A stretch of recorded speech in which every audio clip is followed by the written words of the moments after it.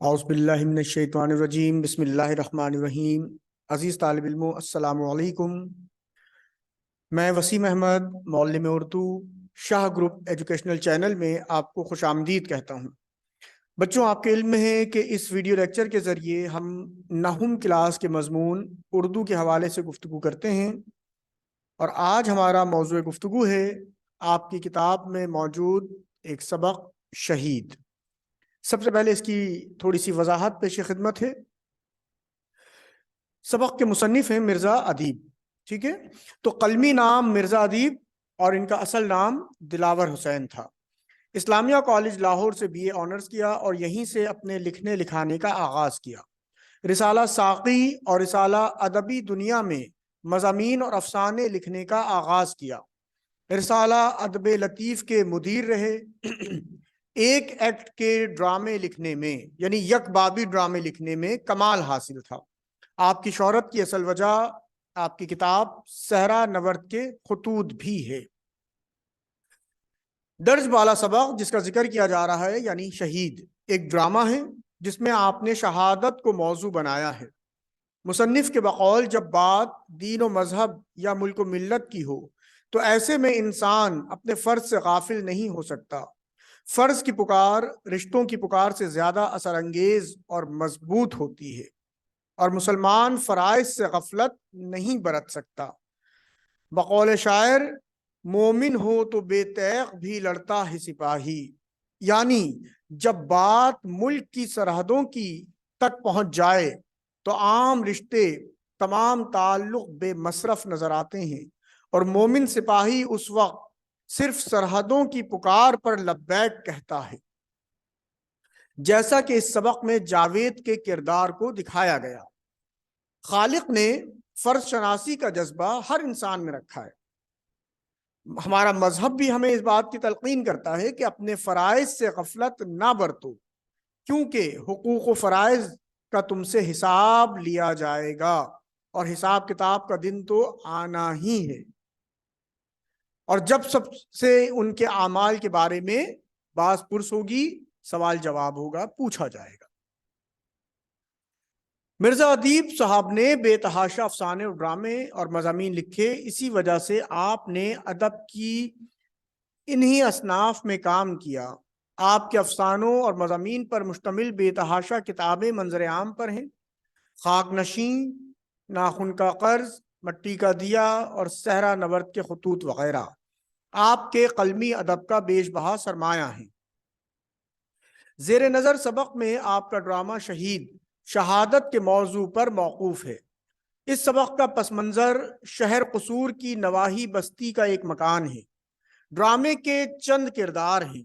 جاوید کا کردار مرکزی ہوتے ہوئے بھی ایک سائے پر مشتمل ہے جو کہ اس کی بہن خیال میں دیکھتی ہے۔ بہن کے جذبات کی نمائندگی رضیہ کے کردار نے کی ہے۔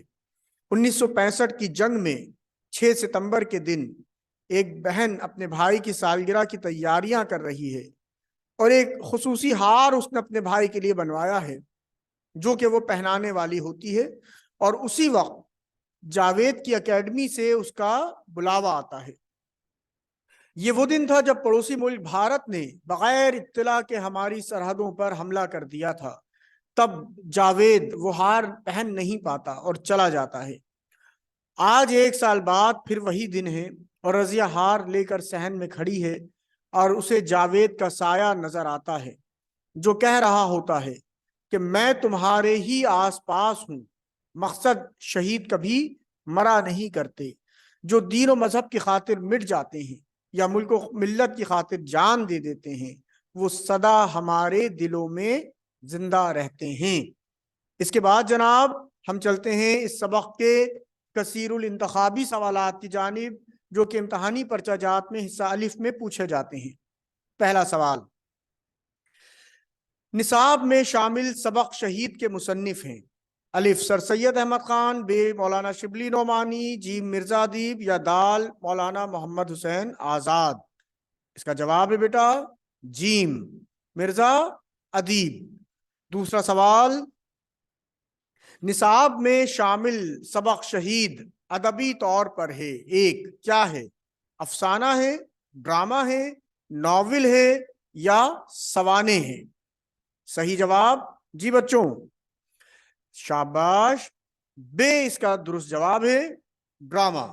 تیسرا سوال, سبق شہید کا پس منظر اس شہر کی ایک نواحی بستی ہے.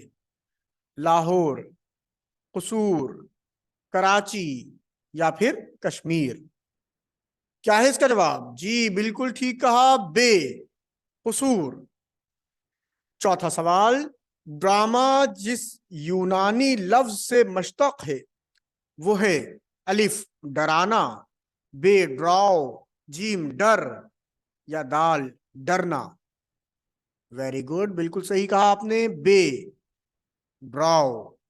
پانچواں سوال, مرزا ادیب کی وجہ شہرت آپ کی ایک کتاب ہے, کتاب کا نام کیا ہے ان چاروں میں سے؟ الف مٹی کا دیا, بے صحرا نورد کے خطوط, جیم خاک نشیں, دال میرات العروس؟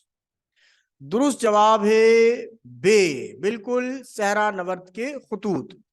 چھٹا سوال, نصاب میں شامل سبق شہید ماخوذ ہے الف میرات العروس, بے مضامین سر سید, جیم لوک کہانیاں یا دال پٹی کا دیا؟ اس کا جواب ہے لوک کہانیاں. اگلا سوال, سبق شہید کا پس منظر ستمبر کی پاک بھارت جنگ سے ہے, کس سن کی جنگ سے ہے یہ پوچھا گیا ہے. الف 1965, بے 1966, جیم 1977 یا دال 1978؟ جی بیٹا بالکل صحیح جواب, الف 1965. آٹھواں سوال, مرزا ادیب کا قلمی نام ڈیش تھا؟ الف مرزا ادیب, بے شاعر, جیم مصور یا دال مبلغ؟ قلمی نام ان کا ہے جناب الف مرزا ادیب. مرزا ادیب کا قلمی نام ہی مرزا ادیب ہے, جبکہ اصل نام آپ کو بتایا گیا ابھی. اگلا سوال, سوال نمبر 9, مرزا ادیب نے بی اے آنرز کا امتحان کس کالج سے پاس کیا؟ الف سر سید کالج, بے میمن کالج, جیم اسلامیہ کالج لاہور یا دال اسلامیہ کالج کراچی؟ بالکل صحیح جواب جیم, جیم ہے جناب, اسلامیہ کالج لاہور. 10واں سوال, سبق شہید میں ڈیش کا ذکر ہے؟ الف شہر قصور کی نواحی بستی کا, شہر ایبٹ آباد کا, کوٹلی لوہارا کا یا قلعہ میاں سنگھ کا؟ ان چاروں میں سے صحیح جواب؟ جی بیٹا بالکل, الف قصور کی ایک نواحی بستی. سوال نمبر 11, جاوید کی تصویر کا فریم ڈیش تھا؟ الف رنگین, بے بدرنگ, جیم حسین, دال ٹوٹا ہوا؟ الف صحیح جواب رنگین. 12واں سوال, وطن کی خاطر جان دینے والے کو ڈیش کہا جاتا ہے؟ مجاہد, سپاہی, شہید یا غازی؟ جی بیٹا بالکل صحیح جواب جیم شہید. یہ تھے ہمارے کثیر الانتخابی سوالات. اب چلتے ہیں ہم جناب سبق شہید کے مختصر سوالات کی طرف, جو کہ حصہ بے میں پوچھے جاتے ہیں. پہلا سوال ہے, جاوید شہید کا تعلق کس شہر سے تھا؟ اس کا جواب, جاوید شہید کا تعلق پنجاب کے ایک شہر قصور کی نواحی بستی سے تھا. دوسرا سوال, سالگرہ کے موقع پر جاوید کو کیا حکم ملا؟ اس کا جواب ہے 6 ستمبر 1965 جاوید کی سالگرہ کا دن تھا, اور اس کے گھر والے خاص طور پر اس کی بہن رضیہ اس کی سالگرہ بڑی دھوم دھام سے مناتی تھی. اور اسی دن جب سالگرہ کا کیک کٹنے والا تھا اور رضیہ اپنے بھائی کے گلے میں ہار ڈالنے والی تھی, کہ اچانک جاوید کی اکیڈمی سے فوری کال آ گئی کہ فوراً ڈیوٹی پر حاضر ہوں اور وہ ہار پہنے بغیر ہی چلا گیا۔ اگلا سوال، جاوید کے مکان کی حالت کس وجہ سے خراب تھی؟ اس کا جواب ہے 6 ستمبر 1965 میں جب اچانک بغیر اطلاع کے بھارت نے پاکستان پر حملہ کیا تو جنگ کی تباہیوں کی زد میں جاوید کا گھر بھی آیا۔ بھارتی بمباری نے جہاں پورے ملک کے مختلف شہروں کو نقصان پہنچایا، وہیں اس نے شہر قصور کو بھی اپنی لپیٹ میں لے لیا۔ اسی وجہ سے جاوید کا گھر بھی اس بمباری سے متاثر ہوا۔ گھر والے چونکہ بہت بڑے صدمے سے گزر رہے تھے، لہٰذا وہ ابھی گھر کی آرائش کی طرف توجہ نہ دے سکے۔ اگلا سوال، رضیہ کیوں رو رہی تھی؟ جواب ہے بیٹا، ہر سال 6 ستمبر کے دن رضیہ اپنے بھائی جاوید کی سالگرہ بڑی دھوم دھام سے مناتی تھی، اس لیے کہ یہ دن اس کی زندگی میں بڑی اہمیت کا حامل تھا۔ اس کا بھائی جاوید 1965 کی جنگ میں شہید ہو کر زندہ جاوید ہو گیا تھا۔ آج بھی 6 ستمبر کا دن تھا اور جاوید کی پیدائش اور شہادت کا دن بھی، اس لیے رضیہ اس کو یاد کر کے رو رہی تھی۔ ٹھیک ہے بیٹا۔ 5واں سوال، رضیہ کے والد نے فاطمہ کو تسلی دینے کے لیے کیا جملے ادا کیے؟ اس کا جواب، رضیہ کے والد نے اپنی بیگم فاطمہ کو تسلی دیتے ہوئے کہا کہ تم بھی صبر کرو، وہ بھی بچی ہے، صبر آتے آتے ہی آئے گا، اور تم ذرا شہید کے مرتبے پر تو غور کرو کہ تمہارے بیٹے کو کتنا بڑا اور عظیم مرتبہ ملا ہے۔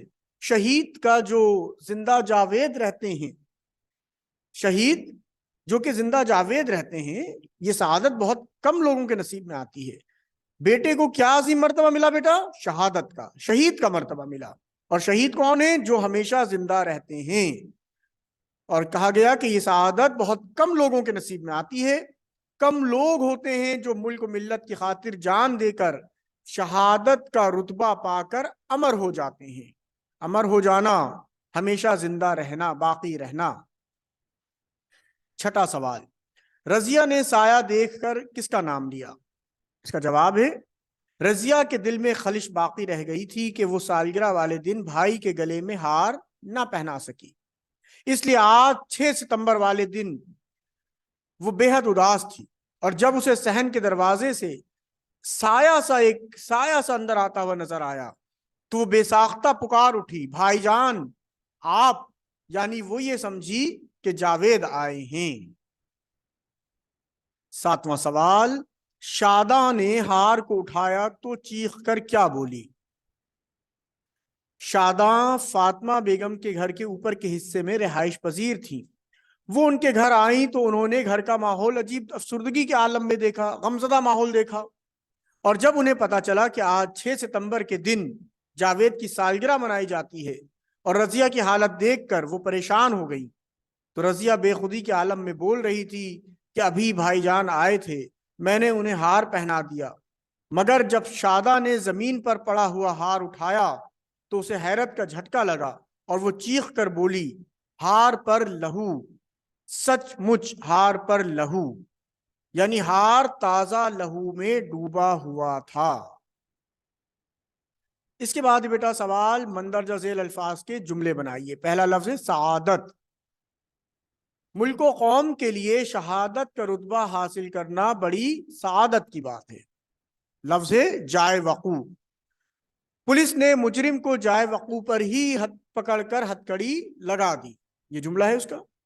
تیسرا لفظ ہے شفق۔ جملہ ہے آسمان پر شفق کا منظر بڑا دل فریب ہوتا ہے۔ چوتھا لفظ ہے دم بخود۔ عریشہ اپنی دوست کی عیاریاں دیکھ کر دم بخود رہ گئی۔ عیاریاں یعنی چالاکی۔ پانچواں لفظ ہے آرائش۔ نت نئی چیزوں کے استعمال سے گھروں کی آرائش میں اضافہ ہوتا ہے۔ چھٹا لفظ ہے کپ کپاہٹ۔ ضعیف لوگوں کے ہاتھ پیروں پر بڑھتی عمر کے ساتھ کپ کپاہٹ طاری ہو جاتی ہے۔ ساتواں لفظ ہے مدھم۔ صبح سویرے کی مدھم روشنی بڑی سکون بخش ہوتی ہے۔ آخری اور آٹھواں لفظ رکھ رکھاؤ، وزادار لوگ بڑے رکھ رکھاؤ اور سلیقے سے میل ملاپ رکھتے ہیں۔ اس کے بعد بیٹا آخری سوال، درج ذیل الفاظ پر اعراب لگائیے۔ یہ 5 الفاظ آپ کو اسکرین پر نظر آ رہے ہیں۔ اعراب زیر زبر پیش وغیرہ کو کہتے ہیں۔ ان الفاظ کو غور سے دیکھ لیجئے۔ لہو، غمگین، افسردہ، اختیار، مقام۔ ٹھیک ہے جناب، تو یہ تھے جناب سبق شہید کے مختصر سوالات و جوابات۔ شاہ گروپ ایجوکیشنل چینل دیکھنے کا بہت بہت شکریہ۔ انشاءاللہ اگلی ویڈیو میں نئے موضوع کے ساتھ حاضر ہوں گے۔ اس وقت کے لیے اجازت دیجیے، اپنا خیال رکھیے گا بیٹا، اللہ حافظ۔